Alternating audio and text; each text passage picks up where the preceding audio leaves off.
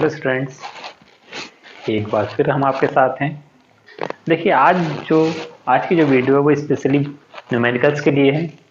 ठीक है, इसमें देखिए आपके आज हम जो कराएंगे, जो आपके जो चार क्वालिटेटिव प्रॉपर्टी थी, उन चारों क्वालिटेटिव प्रॉपर्टी जो फार्मूलेस थे उनके ऊपर हम आज न्यूमेरिकल्स कराएंगे। तो सबसे पहले आपका जो न्यूमेरिकल है वो आपका 2.9 एनसीईआरटी में, ठीक है, इन टेक्स्ट में आपका दे रखा है। ये हिंदी में दे रखा है, पूरा लिखा है मैंने। ठीक है, इसी का अगर आप ऊपर देखेंगे तो ये आपको इंग्लिश में भी लिखा है मिलेगा। ठीक है, तो आपको ऊपर आपको समझ में आता है इंग्लिश में तो इंग्लिश का पढ़ लीजिए, और हिंदी में समझ में आता है तो हिंदी का पढ़ लीजिए। ठीक है, लेकिन करने का तरीका सबका सेम ही है। कैसे करेंगे इसमें देखिए, एक कुछ मेहनत मैं करूंगा, कुछ आपको करनी है। करना क्या, मैं केवल एक मेथड बताऊंगा कि आपको इस क्वेश्चन को करना कैसे है।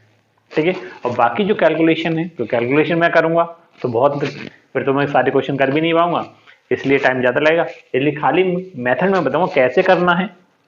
ठीक है, बाकी कैलकुलेशन आप करेंगे। देखिए ये क्वेश्चन है, क्वेश्चन को पढ़िए क्या है ये। ठीक है, 298 केल्विन पर शुद्ध जल का वाष्प दाब 23.8 mmHg है।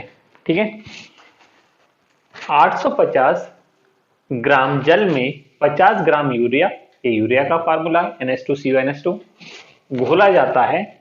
इस विलयन के लिए जल के वाष्प दाब एवं इसके आपेक्षित अवनमन का परिकलन कीजिए, मतलब कैलकुलेट कीजिए। अब जो करेंगे कैसे, देखिए कोई भी अगर हमको क्वेश्चन करना है तो सबसे पहले आपको करना क्या है कि जो भी क्वांटिटीज आपको दे रखी हैं, क्या क्या आपको क्वेश्चन में दे रखा है, ठीक है, सबसे पहले वो लिखते हैं। तो देखिए इस क्वेश्चन में क्या क्या दे रखा है, सबसे पहले पढ़िए। देखिए 298 केल्विन, ठीक है, पर शुद्ध जल का वाष्प दाब 23.8 है। ये शुद्ध जल का मतलब vapour pressure of water in pure state. ठीक है, क्या हो गया आपका ये पी नॉट वन। ठीक है, पी नॉट वन है। पी नॉट वन क्या होता है, vapour pressure of solvent in pure state. तो यह सॉल्वेंट आपका क्या है, वाटर है। कितना हो गया 23.8 mmHg, मिलीमीटर ऑफ मरकरी। ये आपको P1 नॉट दे रखा है आपको। और देखिए ये क्या है, 850 जल में 50 ग्राम यूरिया घोला गया। तो यूरिया को घोला जा रहा है किसमें, जल में, मतलब ये सॉल्यूट हो गया तो ये सॉल्वेंट हो गया। तो सॉल्यूट आपका कितना है, और सॉल्यूट क्या होता है W2, 50 ग्राम। ठीक है, और ये आपका मास ऑफ सॉल्वेंट, ये क्या होता है W1, कितना 850 ग्राम। ठीक है, इतना ये चीज हमें इसमें गिवन है। वाटर का वेपर प्रेशर गिवन है, मास गिवन है सॉल्यूट का, और सॉल्वेंट का मास गिवन है। पूछा क्या गया, इस विलयन में जल का वाष्प दाब, ठीक है, मतलब सोल्यूशन का वाष्प दाब, वेपर प्रेशर ऑफ सोल्यूशन आपको निकालना है। क्या निकालना है आपको, P1 आपको निकालना है। ठीक है, मतलब क्या है, ये वेपर प्रेशर ऑफ सॉल्वेंट ही होता है इन सोल्यूशन।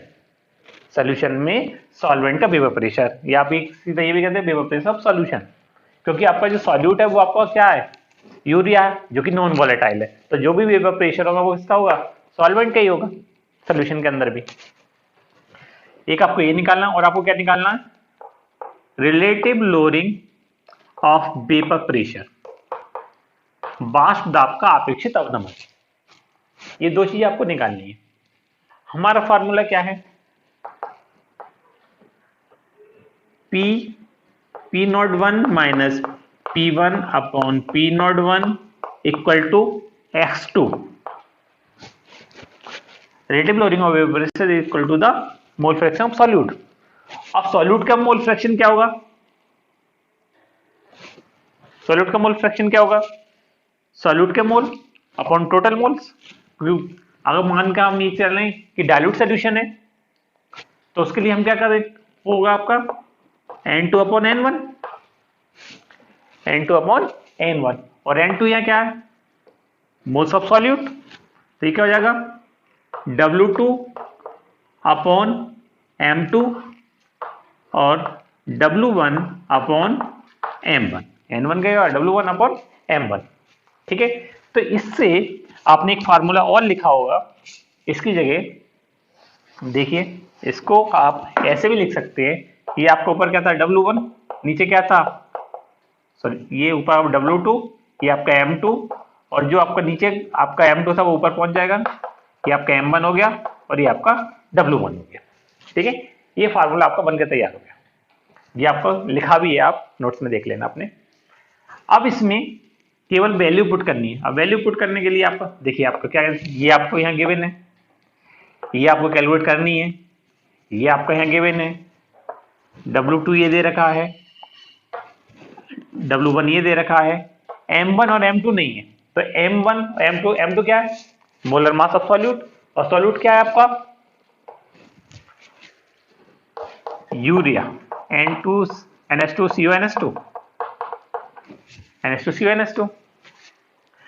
अब इसका मोलर मास कैसे निकालते हैं, इन सबके जो एटॉमिक मास होते हैं उनका सम कर देते हैं, ये 14 हो गया, ये 2 हो गया, ये 12 हो गया, ये 16 हो गया, ये 14 हो गया, ये 2 हो गया, सब मिला कितना आ गया 60। कितना हो गया 60 ग्राम पर मोल, ये मोलर मास है यूरिया का। और ये है क्या फिर, क्या ये M2, क्या ये M2, तो M2 क्या मोलर मास ऑफ सॉल्यूट, विलय का अनुभार। अब देखिए, अब आपको W1 नहीं पता, और W1 क्या है मास ऑफ सॉल्वेंट, और मास ऑफ सॉल्वेंट में यह सॉल्वेंट क्या है वाटर, तो वाटर का क्या हो गया ये मोलर मास, M1 आपको नहीं पता है। ठीक है, M1 क्या, M1 है आपका मोलर मास ऑफ सॉल्वेंट, और सॉल्वेंट यहाँ वाटर है,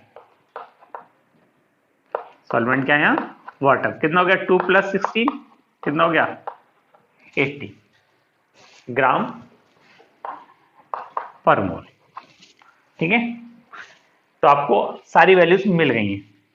आपको निकालना क्या है, पहले तो P1 निकालना है, तो देखिए P इसमें वैल्यू लगाइए सीधे 23.8 minus P1, 23.8 equal to W2 कितना है 50, M2 कितना 60, M1 कितना 18 और W1 कितना है 850। ठीक है, अब आपको करना क्या P1 निकालना है, क्या निकालना है P1, तो P1 निकल आएगा इससे, ये काम आपको करना है, सारी वैल्यू लगानी, केवल आपको P1 निकालना है। P1 जो निकल कर आएगा उसके बाद आपको, ये तो निकल आया आपने P1, पहला आपने निकाल लिया, आंसर आ गया आपका P1 का, जो भी आएगा वो P1 का आंसर होगा। ठीक है, और इसके बाद अब आपको क्या करना है, relative lowering of vapour pressure निकालना है।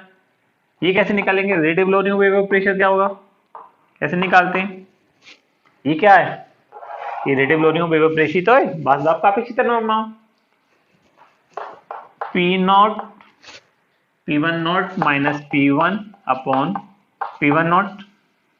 ठीक है, P0 1 हो गया, ये P1 नॉट P0 1 हो गया, ये आपका P1 हो गया, यही तो आ गया फार्मूला, यही तो रिलेटिव लोअरिंग पेपर। तो आपने ये तो आपने निकाल ही लिया, ये आपने यहाँ कैलकुलेट कर लिया, इसका जो वैल्यू आएगी वो आप यहाँ रख देंगे, तो इससे आपका आंसर आ जाएगा। ठीक है, क्या जाएगा आपका आंसर आ जाएगा। ठीक है, तो इस तरीके से आप दोनों निकाल कैलकुलेट कर सकते हैं। पहले P1 निकालना है आपको, P1 यहाँ से निकल आएगा, और जो P1 की वैल्यू आएगी वो इसी फार्मूले में, इस वाले में कोई रिलेटिव लोअरिंग वेपर प्रेशर नहीं है। ठीक है, तो आप यहाँ पे लगाकर यहाँ निकाल सकते हैं, या फिर आप एक काम और भी कर सकते हैं, तो आपको क्योंकि आपको पता है कि relative lowering vapour pressure is equal to the mole fraction of solute, solute के मोल फ्रैक्शन के इक्वल होता है। ठीक है, तो सॉल्यूट का मोल फ्रैक्शन क्या है x2, और x2 बराबर क्या होता है, यही आपको ये x2 की जगह तो रखा था आपने W2 upon M2 into M1 upon W1, और यही तो है x2। ठीक है, आप इनकी वैल्यू लगा दीजिए, केवल इसी को कैलकुलेट कर लीजिए। ठीक है, P1 आप इसको ना लगा के आप केवल इसको लगा, तब भी आंसर वही आएगा। ठीक है, 50/60, 18/850, 850, ठीक है। इसको जो कैलकुलेट करेंगे वो भी क्या होगा, relative loading of vapour pressure. आप इससे निकालेंगे तब भी वही आंसर आएंगे और इससे निकालेंगे तब भी वही आएगा, क्योंकि relative lowering pressure is equal to the mole fraction of solute. जो वाष्प दाब का अपेक्षित अवनमन है वो विलय के मोल प्रवाह के बराबर होता है, ठीक है। ये आपका इस तरीके से आप निकाल सकते हैं। देखिए अगला क्वेश्चन है आपका 750 mm Hg दाब पर जल का क्वथनांक 99.63 सेल्सियस है। 500 ग्राम जल में कितना सुक्रोज मिलाया जाए कि इसका 100 डिग्री सेल्सियस पर क्वथन हो जाए।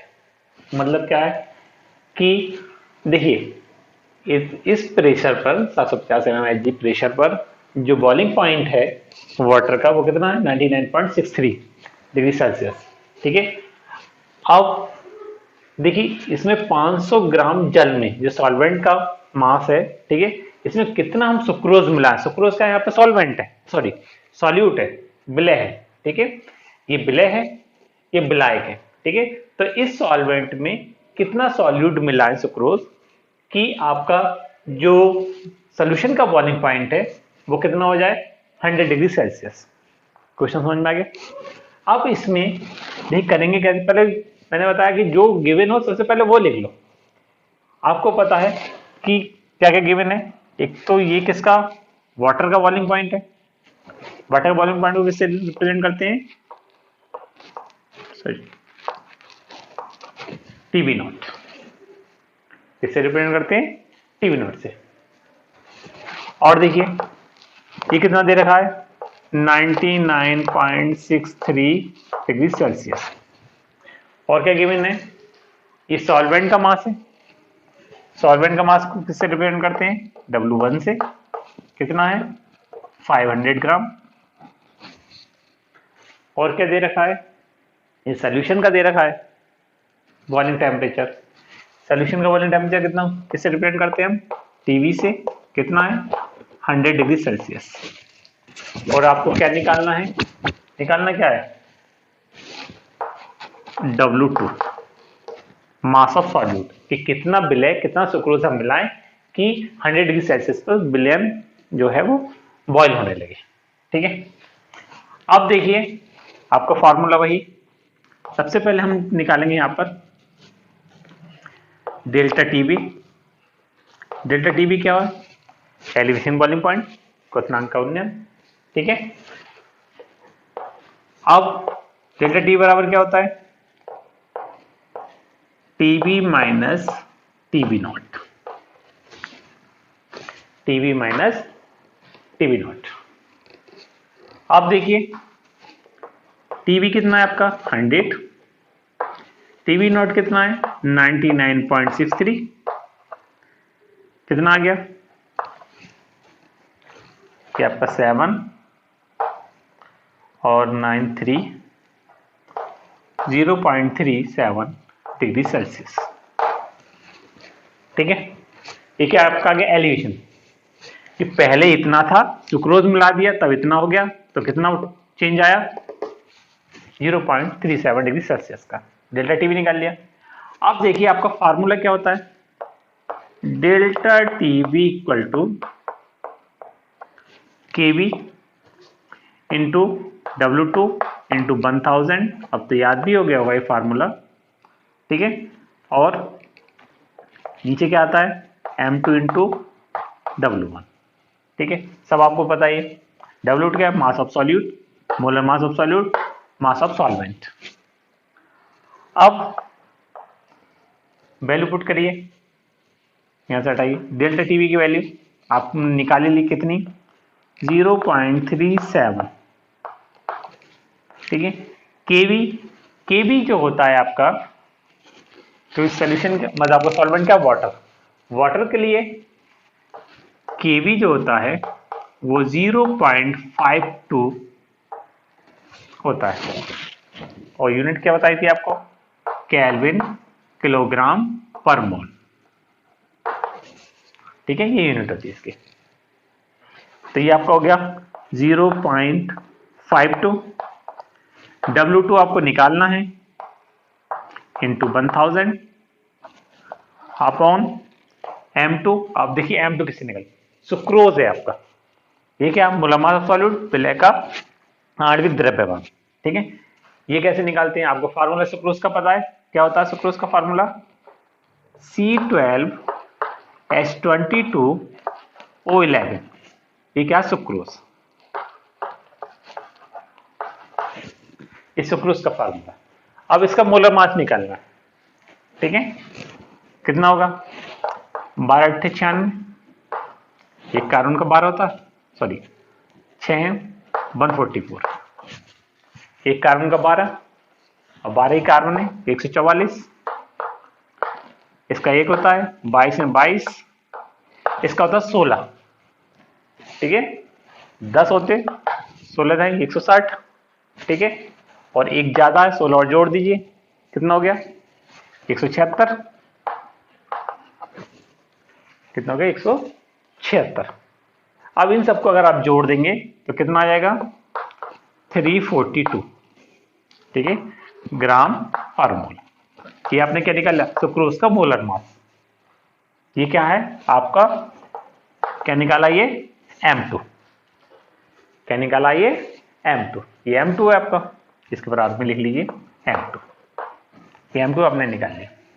अब देखिए ये M2 निकल गया।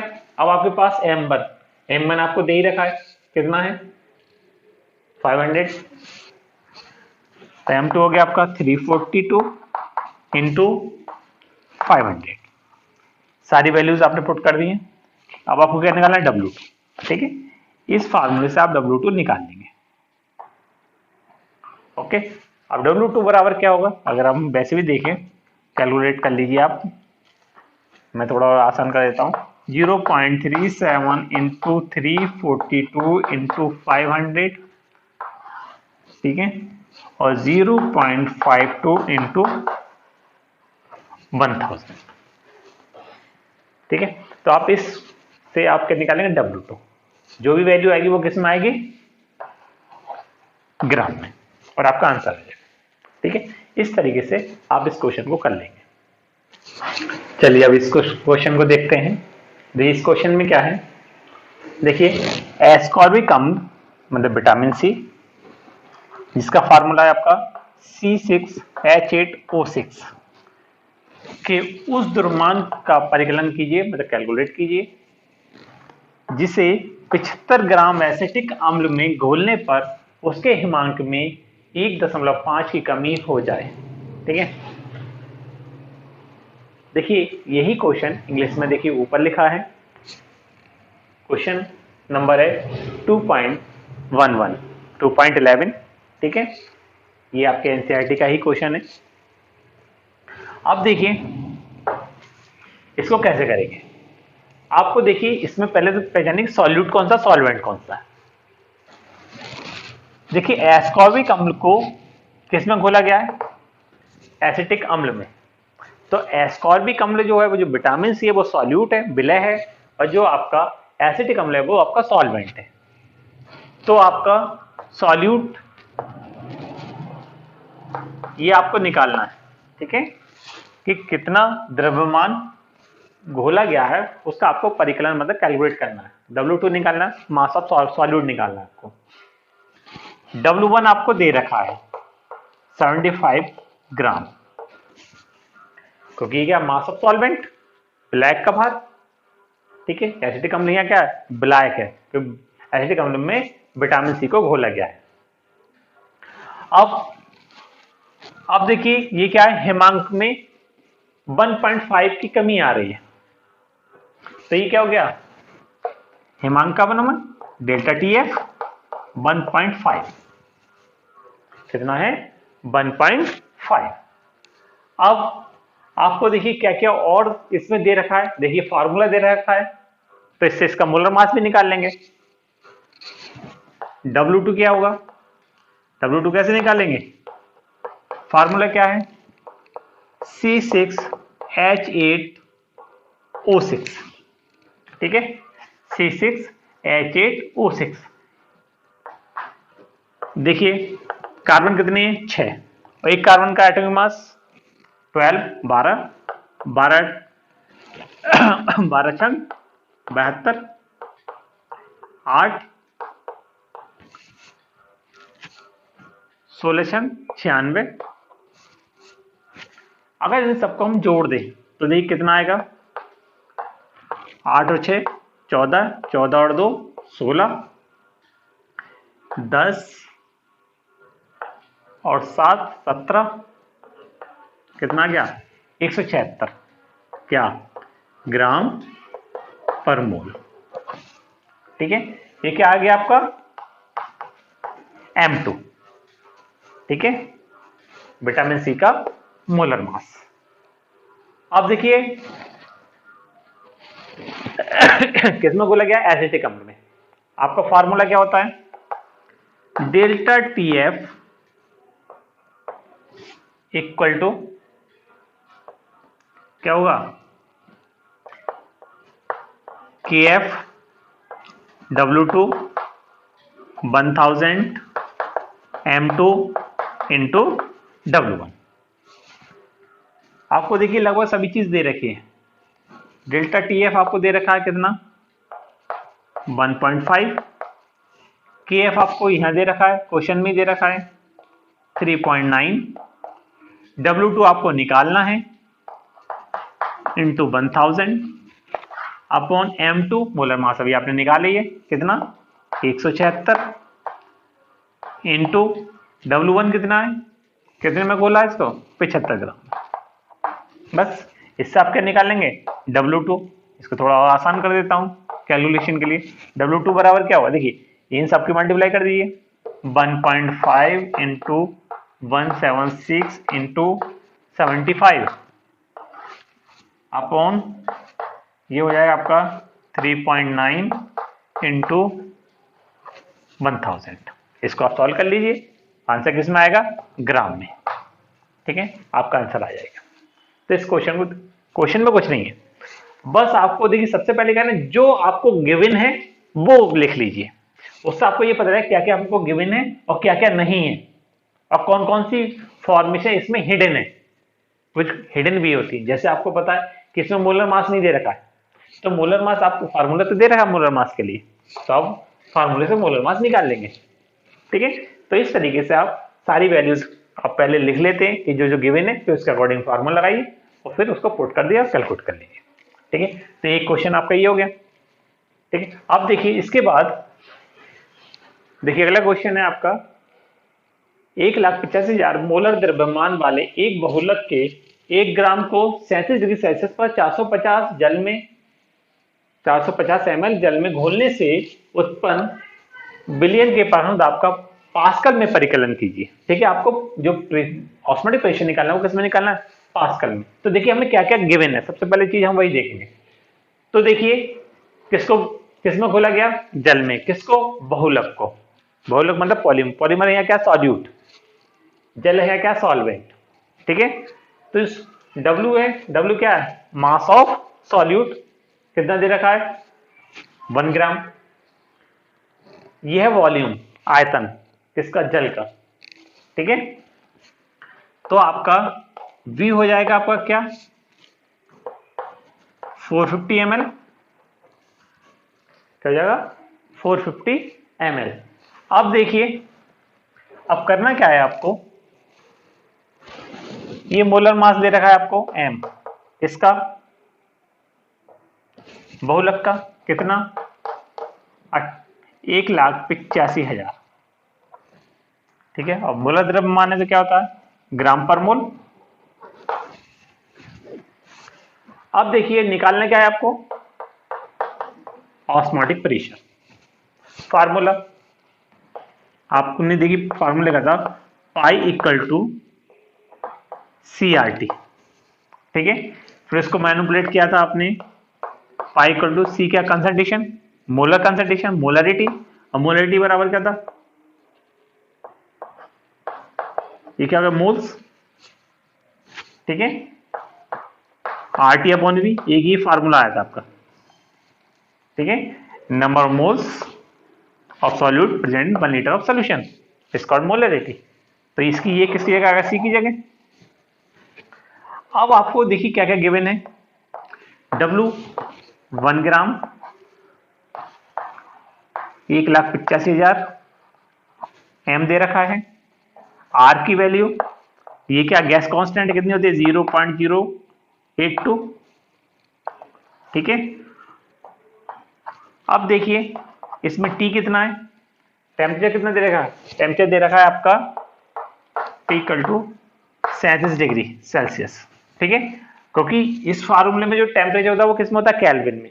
तो आप इसमें क्या करेंगे, तो 73 जोड़ दीजिए, कितना हो गया 310, कितना हो गया 310, ठीक है। तो ये आपका 310 हो गया।